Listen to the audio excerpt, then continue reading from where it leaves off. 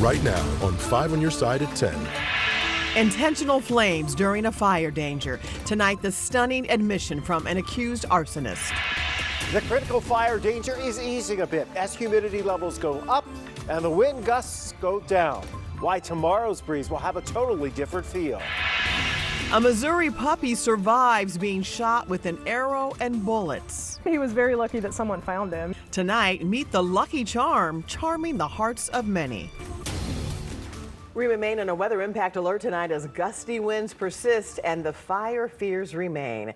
Thanks so much for joining us. I'm Kelly Jackson. And I'm Mike Bush. Colder air is now moving in. We could even see snow overnight. Let's get straight over to Weather Impact Chief Meteorologist Scott Connell with the latest on our wild weather. It doesn't seem like we're missing out on too many opportunities for a little bit of everything here. And right now we're looking at the gusty winds continuing, but they have started easing. And earlier this afternoon, our relative humidity levels down in that 10 to 15% range. That lasted for a couple of hours. That's when the fire danger was at its worst. The relative humidity levels are up, the wind gusts are going down, but we still have some gusty winds and will throughout the night. So burning not recommended outside tonight. And honestly, let's not try to do it tomorrow either because we still will have some wind gusts across the area. 28 right now in Farmington for your wind gusts. Peak gust in Chesterfield close to 40 miles per hour, but the overall trend is down. Through the overnight hours, Lincoln, Jersey, Macoupin, Montgomery, Greene, Calhoun, and Pike counties to our north will stay with that wind advisory. That's also where we're seeing a few raindrops right now, and eventually it's going to get cold enough to see a few snowflakes mixing in as the backside of this moisture tries to slide towards St. Louis. We don't see this being an accumulating snow or a wintry weather problem as we head into early tomorrow. Now, farther south, there are some wildfires that are going on right now down into parts of Washington County, all the way down into Reynolds County.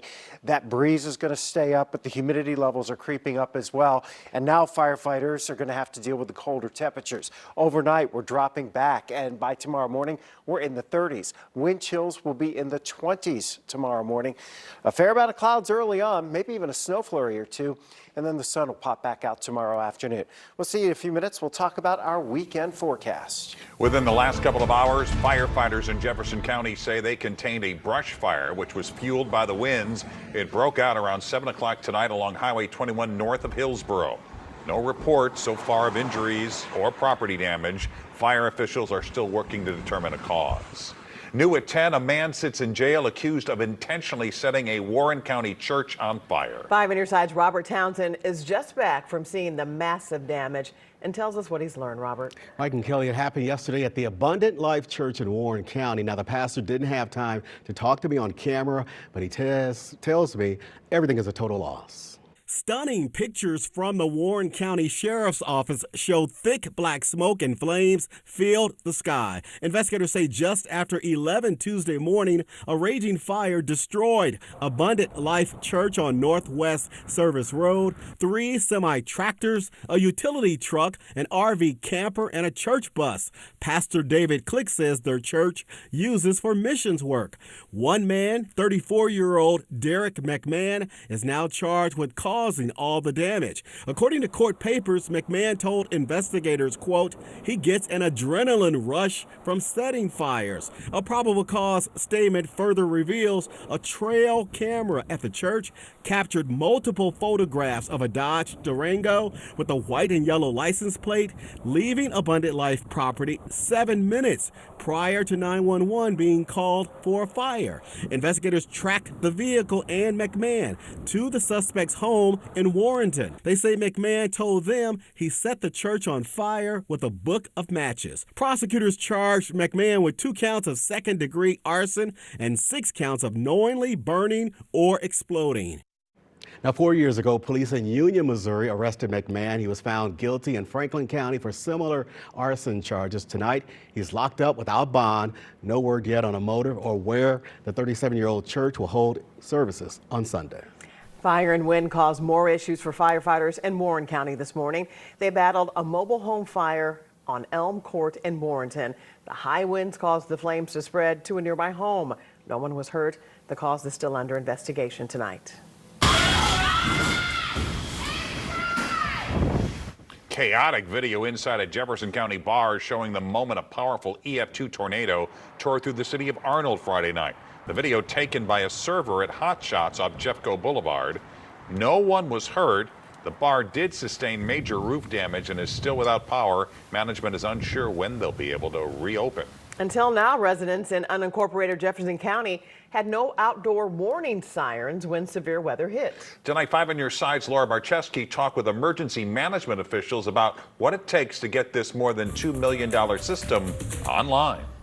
When severe weather strikes in Jefferson County outside of major cities like Arnold, you won't hear sirens go off outside to let you know. Residents had to rely on the news, phones, or maybe a weather radio, but that's all about to change. But we wanted to start bringing this service to our unincorporated areas as well, because over the years we've seen more and more large neighborhoods moving outside of those municipal boundaries, and so we have more people potentially in harm's way out there. Meteorologist Mark Britt with the National Weather Service says these warning sirens are primarily to save the lives of people outside and can sound off for more than just tornadoes. Those sirens are very important if there's any type of hazardous weather approaching their area, especially if we have any type of, if we issue a tornado warning, or if there's any very strong destructive winds or a very large hail that is approaching their location. The first of 101 warning sirens to go up in Jefferson County is right here in the historic city of Kimmswick, where they have a high tourist population. As well, so we do see a lot of outdoor events up here, and it was important to us to cover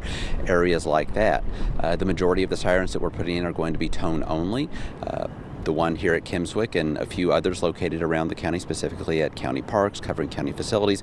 Those are both tone and voice sirens. Jefferson County Emergency Management Director Warren Robinson also encourages residents to sign up on the county website for reverse 911 notifications. They can decide what kinds of alerts they want to receive, but that will send them either a voice call or text messages concerning severe weather as it happens. It's a wonderful way to get that notification. Keep yourself safe. Reporting in Jefferson County, Laura Barczewski, 5 on Your Side. Right now, crews are installing about 1 warning siren per day. Once they have enough installed, they will bring that group online with the goal of having them active all spring by spring of next year. To sign up for alerts in Jefferson County, you can look for this story in the As Seen on TV section of KSDK.com. Tonight, a Wentzville man is behind bars in connection to a deadly shooting in O'Fallon, Missouri. 19-year-old Tashawn Jones is charged with second-degree murder for the shooting death of 21-year-old Cleotis Wilder. Police say the shooting early Saturday morning at the Castellan apartment stemmed from an argument. Wilder was shot 3 times in the head. Investigators say one of the bullets went into an apartment, narrowly missing an innocent person sleeping on their couch. Tonight, we know the name of the St. Louis City police officer severely injured after being hit by a car while arresting a suspect along Interstate 70. Officer Nathan Speece suffered life-altering injuries to his right leg in Monday's crash. He injured his other leg back in 2022 when he and his partner were shot in the line of duty in Ferguson. A GoFundMe page has already raised more than $50,000 to help with medical bills. 2 suspects have been arrested in connection to the crash, and today a judge denied bond for both of them. A 4-year-old boy has died after being found unresponsive in a Baldwin pond. His parents reported him missing from the retreat at 7 Trails Apartments last night. He was found less than a mile away in a pond in Blastus Park. The boy died at the hospital. Police are still investigating.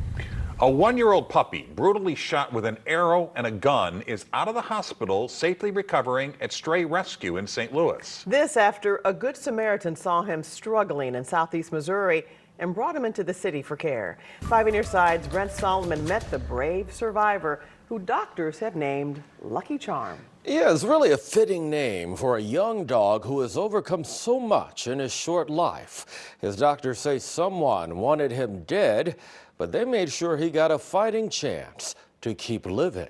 Hi, buddy. It's a welcome back salute to the 1-year-old shepherd mix who can use all the love he can get. Okay, that's because times weren't always this bright. Honestly, kind of infuriating. This is the arrow here that he was shot with. This week, someone in East Prairie saw the little guy roaming all alone with an arrow sticking out of his neck. It pierced right through his windpipe. They drove him 200 miles away to get care here at Stray Rescue in St. Louis. Here, they got him stabilized and performed x-rays. That's when they noticed an old wound. He's also actually has a bullet on the other side of his body, on the right side. Doctors rushed him to the University of Missouri Veterinary Hospital for critical surgery. They thought he'd be gone a whole week. He's done remarkably well. 2 days later, Just making sure that he's healing and comfortable. Lucky Charm is good to go. They're watching him closely before putting him into foster care. He's a very sweet dog, despite everything. Especially when he gets ready to eat or get a treat or anything, he wags his little tail. That's just who he is. Cool, calm, and collected. When you've been through so much, a little TLC is the least you can give. He really got very lucky and he was very lucky that someone found him. I don't know what. Animal advocates say animal cruelty is never acceptable. They say call animal control or a rescue center before you hurt an animal so they can come and take it. Another family may just want it. For more information on fostering or adopting a pet, visit this story in the As Seen on TV section of KSDK.com. Trapped in a twister. Oh my God. Tonight, the viral video capturing the unexpected and harrowing pit stop in Missouri for a father and son. I'm like, uh-oh, this is starting to look pretty bad. The item on their truck that may have saved their lives. A break from the severe storm threat is finally arriving, but so is much colder air. The wardrobe adjustments you'll need to make before heading out tomorrow morning. And countdown to tip-off. Our Frank Cusimano and Corey Miller are in Wichita as the Tigers and Cougars get ready to go dancing in the NCAA tourney. Tonight, a new whistleblower lawsuit has been filed in connection to the death of a St. Louis teen at an amusement park in Orlando, Florida. Next week marks 3 years since 14-year-old Tyree Sampson fell to his death from a free-fall ride.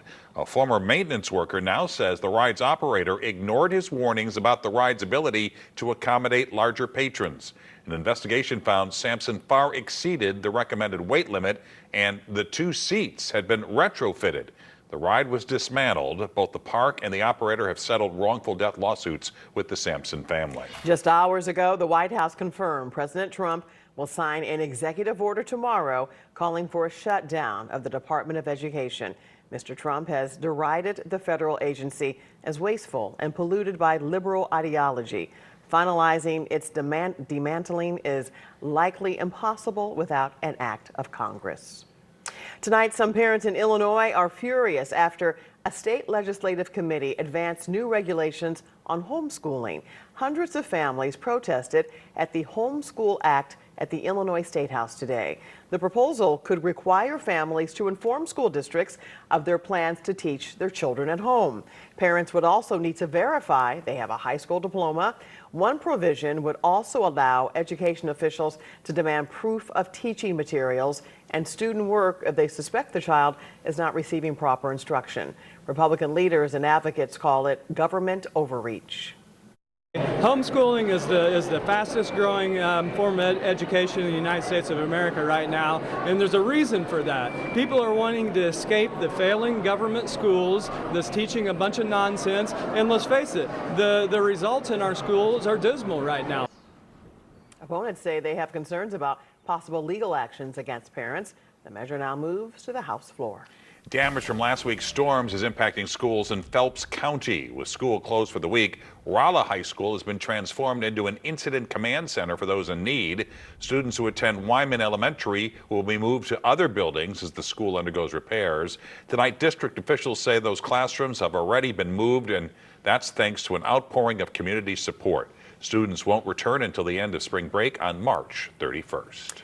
A now viral video captured the scary moments for a father and son on a road trip through Missouri. And they drove right into the path of Friday's EF2 tornado in Rolla. And tonight, the son relives the frightening experience with reporter Carrington Peavy. Oh! What could have been My God! a man's last words. Because this might be my last thing I do on this world, and maybe someone will find this footage. Tad Peters and his father were headed to Kokomo, Indiana for a powerlifting competition. Starting their drive just south of Norman, Oklahoma, they stopped for gas off I-44, right in the crosshairs of Friday's tornado. I'm like, uh-oh, this is starting to look pretty bad. So I was like, what the heck? I'll just start filming. Within minutes of posting, his phone was blowing up with requests to use the video. Shortly after, it ended up on social media feeds of CNN, ABC, and the Associated Press. The video got so popular, Peters heard his voice on Fox News. No intentions of this ever. I was just doing it for a few friends. And then next thing I know, I'm talking to everybody. The Peters family are all too familiar with tornadoes. They survived the 1999 Moore, Oklahoma EF5, which left 36 people dead and billions of dollars of destruction. We know about tornado damage and the damage it can cause and everything. And my heart goes out to all the residents of all the towns in Missouri for sure. Peters and his father did not make it to the competition because the storms in St. Louis and Illinois remain dangerous. However, they're grateful to have made it home and continue to pray for the recovery of the city of Rolla. My hope with the exposure that I've gotten and everything is maybe kind of share the word of the people, residents of Rolla, to try to help them out. And you've gotten to kind of help out and pass it on to any of the families that really actually suffered in that accident, because we were super lucky. That was Carrington Peavy reporting. Peters believes the thousands of pounds of powerlifting equipment that was strapped down in the bed of their truck likely saved their lives. No one at that quick trip was seriously injured. And Chief Meteorologist Scott Connell is here with the weather impact forecast. It is the wind. Hopefully it's going to be dying down soon, Scott. It's starting to ease a little bit, but we still have the wind gusts across the area, and it's still fanning some of the flames for some of those wildfires down, especially into Washington County, Missouri, as you go down into Reynolds County. You look out at Lambert right now, pretty sure we're dealing with some flight delays. Normally at this time, we have a lot more planes up at the gate. Gusty winds across the region, storms across the region. Still looking at wind gusts 40 to 50 miles per hour for the next hour or two, especially north of St. Louis. Just keep those devices charged. We still have some power outages across the area. Probably not going to see that number going up very much, but we also have those fires that firefighters are working on right now. And it's largely due to the wind. This afternoon, the humidity level is incredibly low. They've come back up. But even with the higher humidity, when you have a 60-mile-per-hour wind gust like they did in St. Charles this afternoon, 56 in Chesterfield, 55 at Lambert, and right now, still 30 to 35, 40-mile-per-hour wind gusts, that's still a problem fighting a fire. The wind advisory stays in effect to the north of St. Louis until 4 o'clock in the morning tomorrow. 55, our top wind gusts today. Look at Omaha at 63. That came when snow was coming down. Lincoln had 74. And in Wichita, Frank and Corey saw a 60-mile-an-hour wind gust today. Of course, they were inside talking about basketball. You're looking out the back edge of this, and the cold air coming in. Kansas City's down to 34. That's our territory. Early tomorrow morning, we'll probably see a little mixture of rain and snow developing overnight. It's not going to be enough to cause problems for St. Louis.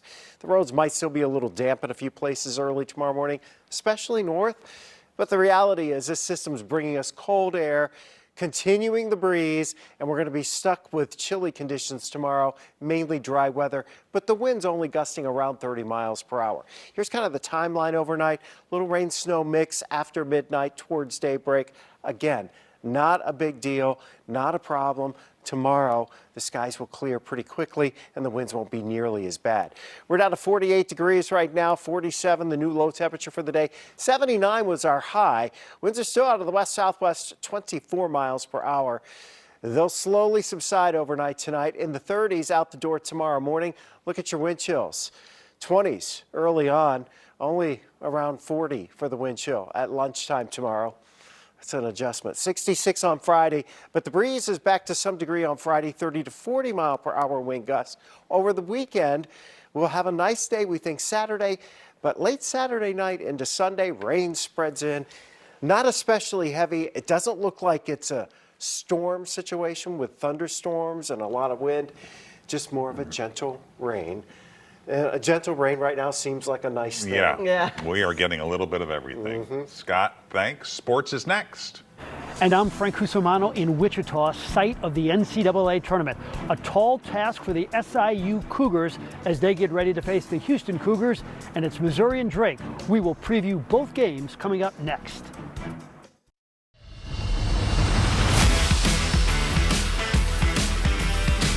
And welcome to Intrust Bank Arena in Wichita, Kansas. It's the NCAA tournament, and we basketball junkies are loving it. Frank Cusimano with Corey Miller, and I don't think our local teams got great draws. SIU Edwardsville playing maybe the best team in America, the Houston Cougars, and then Mizzou has to face a team that won 30 games, the Drake Bulldogs. Mizzou trying to avoid that trendy 11-over-6 upset pick, Frank. The Tigers are back in the NCAA tournament after a year hiatus where they infamously didn't win a game in the SEC. That's not the case for Dennis Gates' squad this year. The Tigers are one of the deepest teams in the entire tournament. They have a top 10 offense in the country, bolstered by their ability to get to the free throw line. They're a 22-win team and a 6th seed in the Big Dance, but do not think for a second this squad doesn't still have a chip on its shoulder. The consensus is that, 6-11 matchups, they don't really go well for the 6th seed. And a lot of people have, the 11th seed upsetting us tomorrow. The media is writing the narrative for us. They're giving us the extra motivation. So I congratulate them for that, because sometimes you do just need a little bit of extra motivation, to show people who you really are. Yeah, man, it's something we've been doing with all year. We've seen everything. People been talking about us losing, things like that. It's not nothing we're not used to, man. No one expects us to be good this year, so it's not nothing new. We're just gonna keep doing what we do. And then we have the Cougars against the Cougars. Brian Baroni has guided SIUE to their first ever NCAA tournament. Houston is a 28-point favorite. The Cougars have a 3.8% probability to win. But SIUE has two talented guards in the Taylors, Rayshawn and Brian, and those two have been dreaming of this moment their entire careers. It's going to be a surreal feeling, like you said. There's a moment that, like, as a college basketball player, you always want to reach at a certain point in your career. And just to be here with this group of guys and just having this moment, just being able to interact with them in the way that we have the whole season, and just being able to go out there with the opportunity to compete, it's going to be a good time. Moses is definitely through the roof, you know what I'm saying? We worked hard to get to this point. But once we out there, it's time to play. So that's what we're going to be ready to do. It's breathtaking. I'm not going to lie. I was the kid that, was the ball boy on my dad's staff when he was in, in Utah years and years ago. When we were down at Dallas when I was a little kid.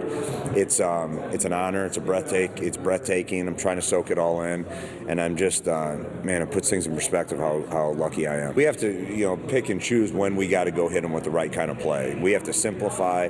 It's more concepts. All right, here's the concept of what we're going to do in this action. Now we got to move the ball, make the extra pass, attack, make the right read. If it doesn't work, you got to go do it again. But yeah, we can't overcomplicate things tomorrow. I just hope SIUE can handle some of that heat early. Houston is one of the few teams, I don't care what your offense is, you can't run it against them. I know there's a big group of Edwardsville fans on their way here. They're going to make themselves known. Taking flight. Card Spring Training, sponsored by Wood Basement Systems. All right, let's talk some baseball. For a change, everything was positive for the Cardinals today. What you wanted to see, you saw happen. Let's pick up the highlights from the Cardinals' afternoon tilt against the Nationals. And how about Victor Scott? He continues to be the story of the spring. This is his third home run. Lars Nootbaar, Wilson Contreras, and Ivan Herrera had 2 hits. Steven Matz went 6 innings, allowed 1 run, and the Birds won it 7-1. Class 6 high school basketball, Final Four, Chaminade versus Lafayette. Frank Bennett's squad was dominating. Jahidi White Jr. with the dunk, and Chaminade moves to the state title game with a 72-42 victory. Incarna Word and Dan Rolfus back at Mizzou Arena a year after his heart attack in the state semifinals. A much better story this year for the Red Knights. Nevaeh Lucius scored 16 points, and Incarnate Word rolls 66-45. That will do it here from Wichita. Expanded coverage all day tomorrow on 5 on Your Side as SIU Edwardsville tries to really work a miracle and Mizzou tries to advance to the next round. With Corey Miller, I'm Frank Cusimano. Smell the flowers. We're just hours away from the arrival of spring. The cool treat you can get for free tomorrow. We're less than 6 hours away from the official arrival of spring. The vernal equinox will occur at 4:01 a.m. St. Louis time. That's when the sun aligns with the equator. The first day of spring brings the return of Free Cone Day at Dairy Queen. You can get a free small vanilla cone tomorrow at participating locations. And we have had a little bit of everything regarding our weather, and Scott has one final check of our weather impact forecast. Were you up early this morning before, No. it got stormy? Well, you could see the dust in the sky. You could barely see the sun. We had such We were thick not dust. up that early. Yeah, No. well, so We're working late. I don't know if you've noticed. Well, You too. but I got up. Okay. Anyway, the dog said get up, and it was dusty this morning. So that means you've had more dirty rain today on your car if you saw some of those showers around. Tomorrow morning, though, it's cold. We're down into the 30s with wind chills in the 20s. Yes, there'll be some rain and snow overnight tonight. No, it will not amount to much. The winds are settling down. That allows us to expire our weather impact alert tonight. And then as we go into Friday and Saturday and Sunday, yes, the breeze will pick up a bit on Friday, but the rain chances return in, honestly, you're pretty decent Sunday. And if you're in Scott's neighborhood, you can watch the sunrise. There you have it, 5 on your side at 10.